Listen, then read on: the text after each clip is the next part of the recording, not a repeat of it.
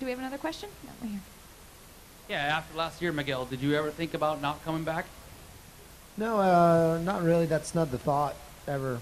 I had that thought maybe when I was a little younger. I had a pretty big crash then too, but you know, you get over it and you just go out there and do the best job you can. Now I was trying to, I was thinking for a split second after the crash last year when the tire overheated, and because usually I try to fall places where there's no wall, but that time it was not my decision. And for a minute I was laying there in the gravel trap, and obviously a very big crash, and hit the wall really hard. I thought I broke every rib I had in my body, and maybe 2 more that I didn't. I thought I picked a few. But for a minute I thought, wow, maybe I could get up and walk this off. That would be really impressive. You know, people would just go like, wow, that guy's. So they sat me up, and that was a bad idea. I said, no, okay, we're gonna wait for the ambulance. But no, I was just looking forward to getting back. I was really fortunate to be as healthy as I am. The protection that was given to me by my shark helmet was amazing, because I was conscious, which was really important, because I had a collapsed lung and I had a punctured lung on the other side, and I was bleeding internally and stuff like that. So I was able to remain calm in that motion, and you know, again, the Joe Rocket leathers, and for sure the Alpine Star boot that we wear with the harder shell. I mean, my feet hit the wall. You know, I was doing about 120 miles an hour. So you know, we blatantly tell you what we wear, but the reason we wear is because for safety. And I just want to reiterate that if I didn't have the best safety equipment on me, it might have been a different story. But I'm here now talking to you, and going to try to go fast later on. Thank you. All right, we got another question. We have time for 1 or 2 more questions for these guys so they can get back. Or Miguel wants to stay all day. So. Yeah, some of you have started it later, and I mean, you know, some of your ages, there's quite a spread. What I'm wondering is, the young guys and the older guys, how much have you learned from track schools versus what is self-taught for your skills? I'll let you guys figure out who's the younger and the older guys. I'm not going I think there. Miguel's the youngest here. He should answer first. I was going to let you go first, see what you have to say. I just like to watch the races a lot and watch him and try and learn from these 2 gentlemen here. No, I've done a couple schools to answer it seriously. And it helps, you know, there's a lot of little things whenever you can be a sponge and absorb from other people that have been in the industry for a while and have raced.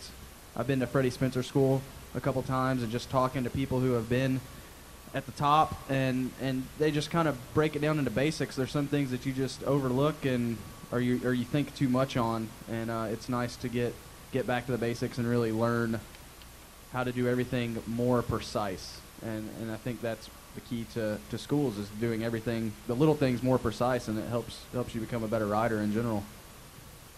Yeah, I did the Freddie Spencer School also, and learned a lot from that when I was a little younger, and being teammates with Jason Pridmore. He has a school, and I just followed really closely what, you know, Jason Pridmore, and I was teammates with Aaron Yates at the time too.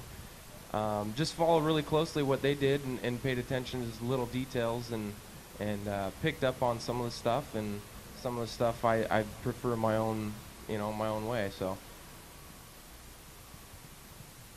Well, for me it was a little different. My father, as you all know, he was a racer, so he put me on a bike when I was 3.5 years old, and taught me everything I needed to know.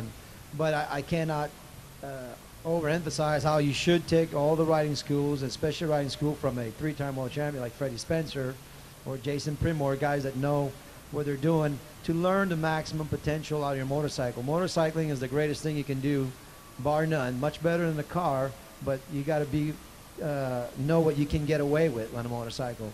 And if you know what you can do with the front brake, rear brake, how to viewpoints, then you'll be able to more enjoy it and be much safer, because you know we're more exposed out there. As far as racing goes, again, you take those classes through guys like Freddie Spencer, but then after that, the process is yours. He can't be there and tell you every time in every corner. So you learn the basics, and then you just go and then, you know, self-preservation, I guess, and how bad you want it makes you go as fast as you need to go. Oh, yeah, right there. I just want to thank all you guys for being part of the very finest sport on earth, as far as I'm concerned. And for Miguel, I was a fan of your dad's before you, and my brother used to race with your father. And every year on May 26th, which is my birthday too, I always wish you a happy birthday. And I just want to thank all you guys for all of the great times that I've enjoyed just watching you. So thanks a lot. Well, Thank you. Thank you. Yeah, thanks to you guys for coming out and making this possible. Very nice. Any other last questions before these guys head out back on track? Looks like there's. Okay. For those who've ridden a MotoGP bike, I just wanted to know how much lighter, how much more power the MotoGP bikes have, other than the ones you're riding today, Superbike. Well, I've been fortunate enough to ride the 1000cc Ducati and the 800cc MotoGP Ducati.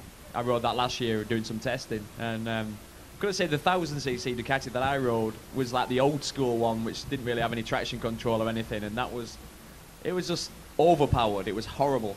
It just that much power. I just couldn't really ride it at all. I just rode with my foot on the rear brake constantly. The bike would spin or it would wheelie. There was no in between. So if you found grip, it'd wheelie instantly. And so you sort of didn't want it to wheelie everywhere, so you wanted it to spin, but when you're spinning, you're not going forward. So it wasn't really a pleasant experience. Having said that, it's slightly similar, even riding the Honda here on this small track. It either spins or it wheelies, you know, and it's tough, you know, when you've got over 200 brake horsepower, you know, and coming around here, and you know, there's not long fast corners. It's all sort of second gear hard acceleration or first gear hard acceleration. You're going to have the issues of spinning and sliding. But to answer your question, these bikes are still a lot easier to ride, I'd say. All right. Well, thank you guys so much for your time today. Hopefully we'll see all of you guys and these guys back for the Kawasaki AMA Superbike Showdown May 16th through the 18th.